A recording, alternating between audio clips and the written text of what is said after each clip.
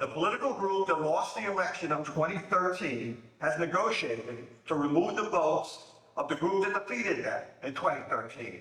Not much more.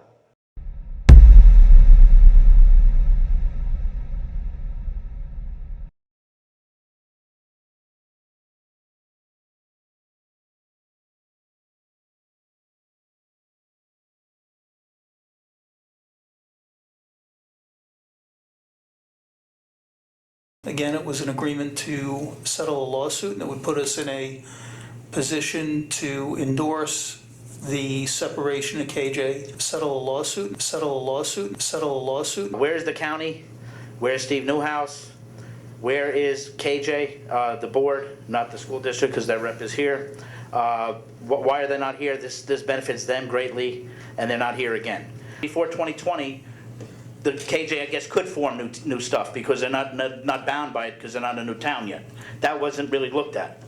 Preserve Hudson Valley lawsuit was not paid for by town of Monroe taxpayers. The taxpayers of Monroe do not care about their legal bills. That's their problem. Why do we have to pay taxes extra and KJ gets everything they want and we pay for it? This deal is unethical for the taxpayers of Monroe. You have a party, it sounds like fascism to me when you don't let anyone disagree with you without smearing them. John Allegro brought up tonight certain things. I think that is raising the white flag over the town of Monroe, so Preserve Monroe and Preserve Hudson Valley can save money on lawsuits. That they assured us that they would win. They also lost the 2 lawsuits against the movie theater that they assured everyone that they should win. Is this the group we want negotiating for us? They can't even win a lawsuit. When you're going to say that they are a unconstitutional theocracy and then you give them their own town, I don't understand that. Settle a lawsuit, settle a lawsuit. How is it that you came to the table to negotiate this deal, and what do you believe would happen to our town if you hadn't? Settle a lawsuit, settle a lawsuit. It's kind of like having a wedding without the bride here. Is KJ here? Will they come here? What about representatives from Orange County? It seems like the belief is everything will be fine. United Monroe, what happened? Will there be no more voter fraud, no more environmental abuses in KJ, no more welfare fraud, no more Medicaid fraud, no more food stamp fraud, open government in KJ? Will that happen now? It just seems this whole thing is very incomplete. There has been a great deal of verbiage, but I personally feel very confused by this. It seems like we're going to have an increase in taxes of $521. I'm sorry, that sounds a little bit low. My pleasure to introduce Bill Cochran, Mike Turturro, and Linda Hannigan, and you're now going to present on behalf of your firm, RBT. We were engaged by the town of Monroe to find out what is the impact of the formation of the new town. In 3 years, with nothing changing, all your fund balances are wiped out. You're negative. What does that mean? Negative. Think of it personally. I have no cash to pay my bills. I got more bills than I do cash or revenues. So that would be something for you guys to think about.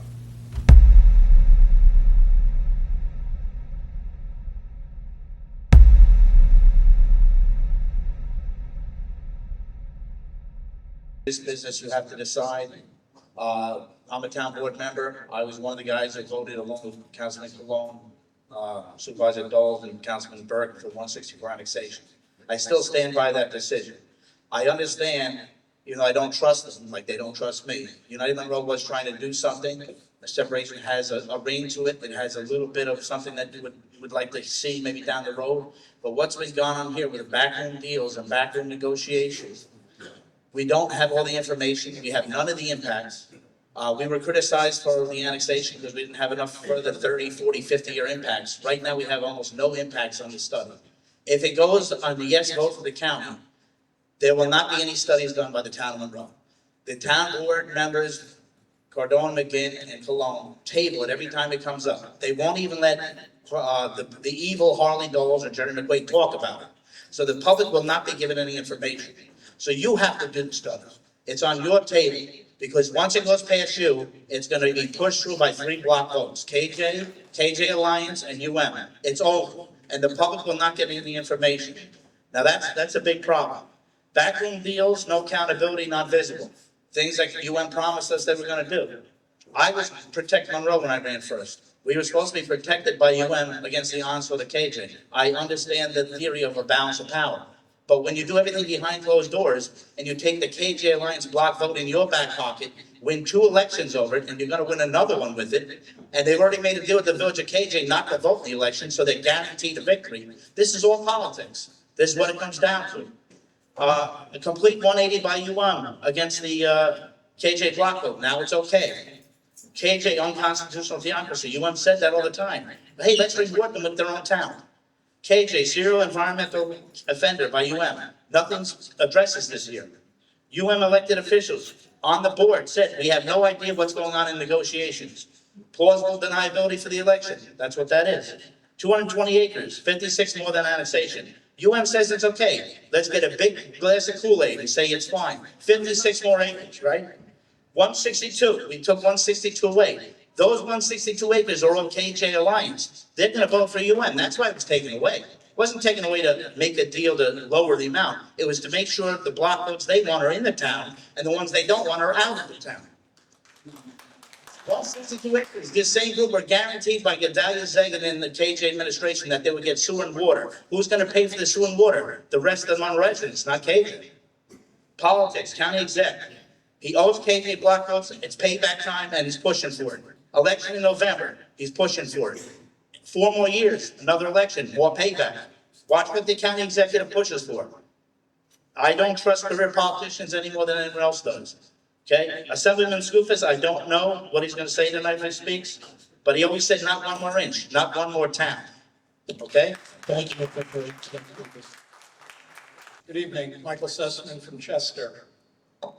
I'm here tonight as a constitutional lawyer who has spent nearly 40 years practicing and studying constitutional law.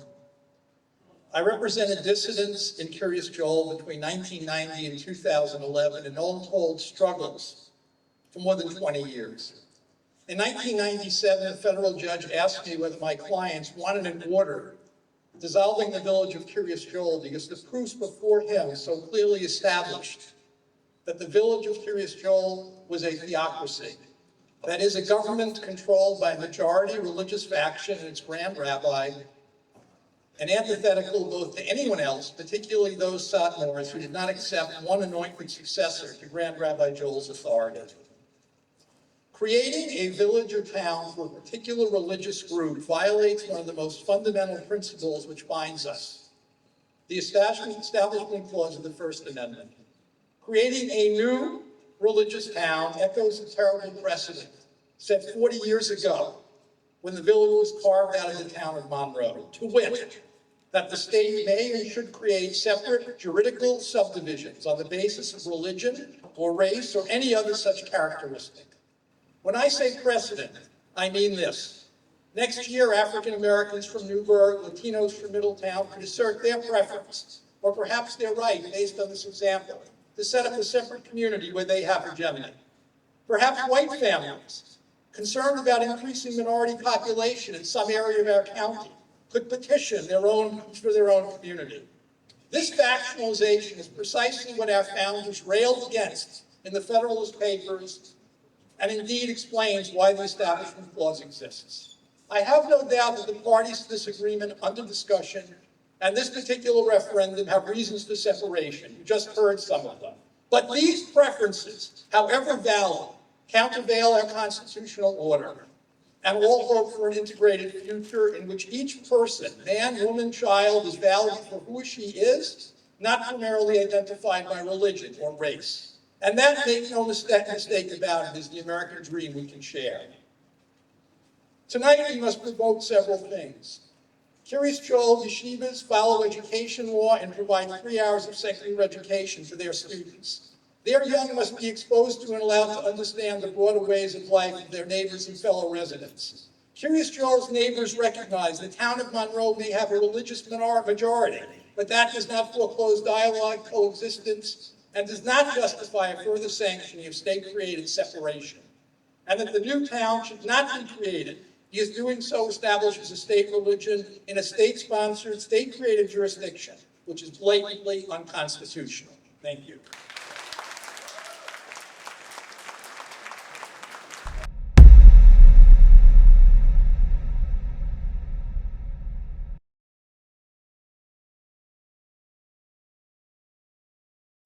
Two responses, one or the other. So to each question, you either respond no or small impact may occur, or moderate to large impact may occur.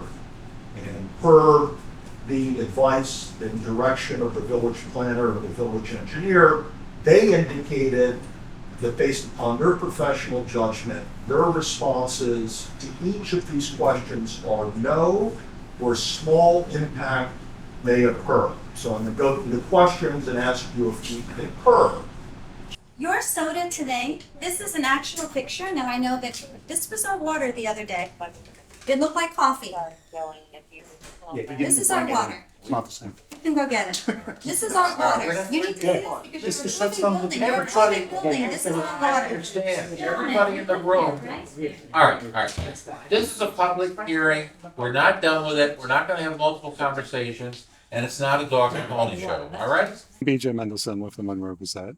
For people who are watching, could you introduce yourself? Sure. So my name is Adriana Concilio. I am 30 years old and I live at San Marcos Drive with my Nana. I moved in with her with my boyfriend probably late 2017, early 2018 after a family dispute. And I have been her primary caregiver since then, alongside with my boyfriend. And how long has Nana been here? She has probably been here since, I want to say, the late 60s. Yeah.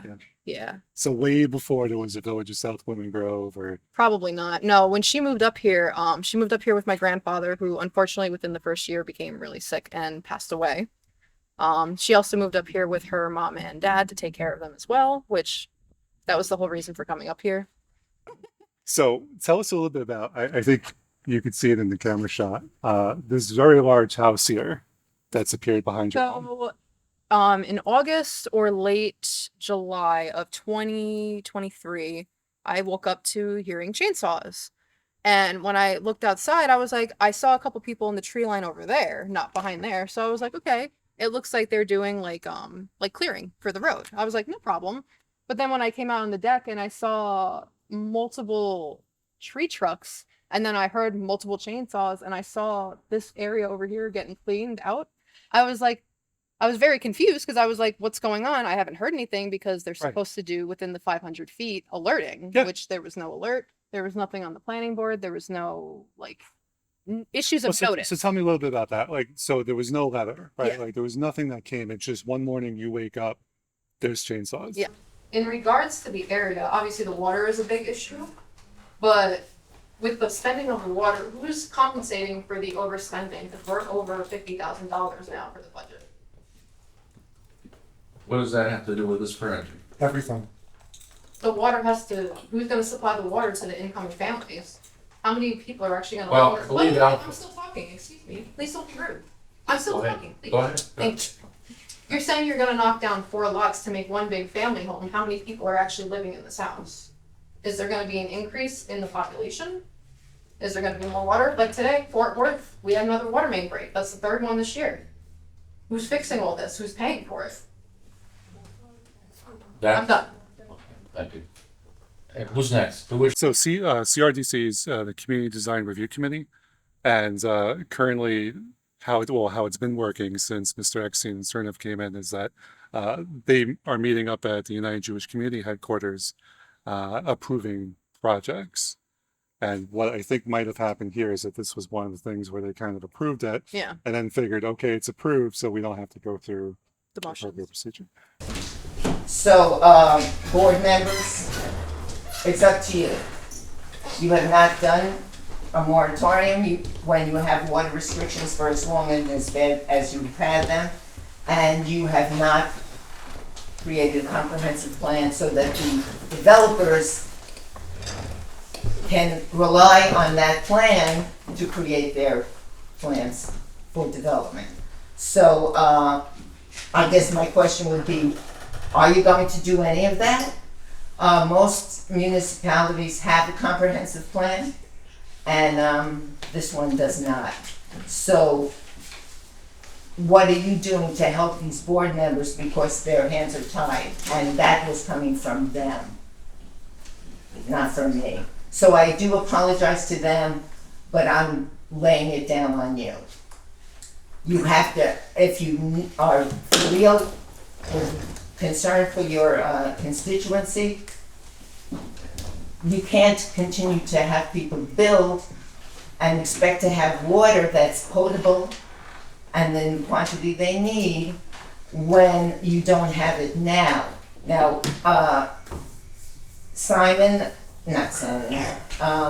Joel Stern said, well, we're supposed to get the water from 12 which apparently, from what I've heard, no, you can't have those wells. And there's another well, Mr. Rother was representing the person who was going to give that to the village. Of course, a well has to be connected to everything. And bottom line is, even if you can get it connected, this is all speculation. 30 seconds. So, yes, yeah. And speculation does not help a developer have water for the buildings they want to build now, which you may never get that extra water. So, I suggest you do something and stop complaining about prior administrations as Joe likes to do. 5 seconds. Yo, how about being more respectful, Mr. Stern? She's having a nice conversation. 2 minutes. You know? You didn't Two minutes. You didn't have a lot of it. 3 minutes is the public comment. And You Kim- want to announce it, right? You want to schedule all the public comments, I can do that. But 3 minutes there is. I understand this. He You're was not- because he decided to change it. And by the way, We go- he does not, he is an employee. You guys are elected. He does not have the legal responsibilities that you have. You may want to consult with Mr. Ugel to what level you're responsible versus him. Okay, can we? Thank you for your Thank you very much. Please, next comment, please. Dan? The first round of questions I had were the basic ones. Why? I'm trying to think of everything that I asked. I wish I printed it out. But one of the ones was, we'll come back to it, but the water. It was like, you have on the website that it's going to connect into some kind of water supply. I was like, how are you going to do that if you're still trucking water in? And then it came to light on the second meeting that it was $500 per tanker, which I couldn't even get the information from Carrie. That's right. I got it from the board meeting, and it was just because I was like, oh, well, that's not a lot of money. You're like, what? That's not a lot of money. That is a lot of money. But it's from one of the videos that are gone. So I can't even show that now. But like the other questions were like, the alerting letter that we had gotten, it came in the mail, but it came within, I think, less than a week of what the meeting was. We brought that up. What was the letter for? You said it was for San Marcos, but it wasn't this. So Well, it wasn't this, it was for this. Okay. So it was to alert the subdivision for 3 to 5 San Marcos. So they were going to tear down both of those, and I think they were going to make a 4-family home.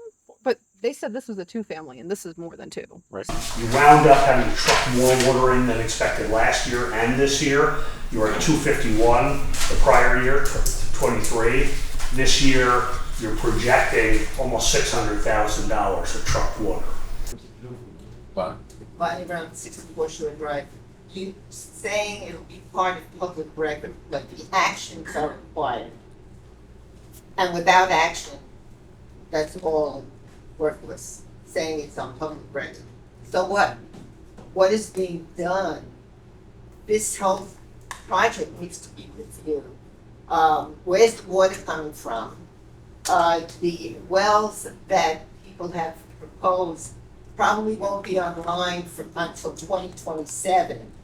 The sewer facility capacity will probably not be available until 2027. So you're having all of these buildings put up, probably in part because of the fees that you're going to gather for the village. But the people that are looking to possibly buy this, will they be told that the water and the sewer is not available for the next couple of years? I mean, It's unconscionable to okay plans when you know that the basic needs of people to live and thrive in any community are going to be lacking.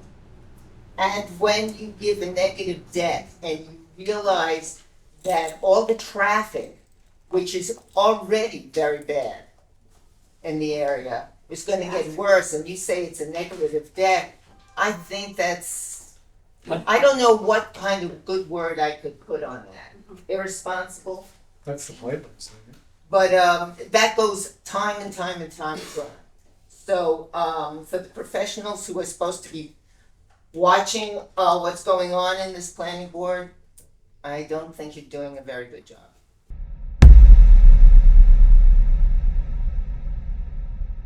The ambulance didn't even leave the house yet. Like, they were still loading her up, and I got the text, like, within 30 seconds of her, like, getting ready to go. Did you ever say to him, this isn't cool? Like, I did. I told him, I was like, when the time comes, like, we'll talk. Since then, he did back off, but it's just the texting. It's, like, kind of slipping in, like, oh, this might be it. Like, how's everything going? Like, let me show some sympathy. And the days it's good, it's tan. Oh, yeah. The water is never clear. I have to carry cases of water to drink. Didn't the Orange County Health Department tell you that there isn't enough water to provide residents? They will have to have water. The village is working to develop water resources, working with developers. They've developed an additional well. It's got tremendous capacity. No, it doesn't. I got it right here. Well, I got your engineering report from Fusco on letterhead, copy to Mr. Exton over here to be a witness. The earliest that you will have water is 2027, and that's if Orange and Rockland gives you the well that you got your eyes on. You told Orange County through this entire exchange that I got here, and somebody, if anyone wants to see it, that you don't know if you're going to get that well. It doesn't seem like they're going to give it to you. So could you give people an honest answer about the water situation? Are you or are you not in compliance with the Department of Health violations that were issued in September 2023? That's a question. That's a question for somebody other than this board to answer. But you're voting on projects involving the water. And all projects will have to have water. Okay, that's the bottom line. All right, we're not going to debate. All right, it's not a debate. No, are you? You have something else you want to say? I sure do. Go ahead, say it. Where's the water going to come from? Because right now, right now you're bringing up trucks. You're not telling people. That's where they're coming from. We're not. You were told by Orange County not to truck it. The village said to Orange County, we're no longer trucking it, and you still are. You still are. That's a fact. Give these people an honest answer about the That is not the responsibility yes, of this it is, board. because you're approving projects that will consume water. We're not going to debate this. We are not going to debate this here. Who's This responsible not the is purpose it? of this board. It is what it is. It's This responsible. is not the purpose of this board. Who else wishes to speak? If you look at the wall, I don't see any draining points, do you? No, not from here. So where's the water gonna go? And I don't know if you can tell from the trees, but it looks like from where the heavy rain has been, there's been water coming down, and you can see the rocks and stuff coming down from wherever the excavator is. Yes. So my biggest thing is we're getting washed out. The last big storm, I don't know if it was from the hurricane, but down near the deck, that was all water. And then down by where the windows are, that was about 2 or 3 inches of water, just running water. It looked like a river coming through here. And so you're starting to see damage to your home. Yes, we had some water seeping into the basement area where we are, closer to where the bay window is. So absolutely, there's water seeping into the foundation. And with this is the first big rainstorm that it showed anything. So now I'm afraid coming up with more rain, the snow melting, all this stuff. Well, where's all the snow gonna go? It's gonna come right down. It's all gonna melt right down to here. This is 620, this is 628, and I don't have 2 more. How much proof do you need that I couldn't come here clean because I couldn't take a shower? Like, I have to wait and open my faucet and say, oh, today maybe I can do laundry.